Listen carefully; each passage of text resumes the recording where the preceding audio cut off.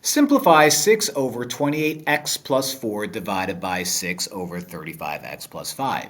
If you notice right away that you're dividing a fraction, rewrite it, and instead of saying divided by a fraction, say this, multiply the reciprocal. So 35x, not 3x, oh that's a close one, 35x plus 5 over 6.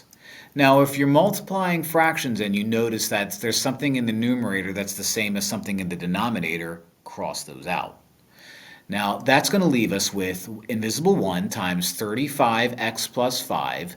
So let's write out 35x plus 5 all over 28x plus 4 times invisible 1.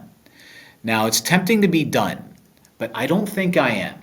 And the reason why I don't think I am is I notice that I can factor a 5 out of this top equation. So let's see what happens when I do that. If I factor a 5 out of the top expression, that leaves me with 7x plus 1. I also notice that I can factor a 4 out of the bottom expression. So if I factor a 4 out of the bottom expression, I'm left with 7x plus 1. 7x plus 1 and 7x plus 1 are the same. They cross out, and we're left with 5 over 4. Ooh, tricky, tricky, tricky.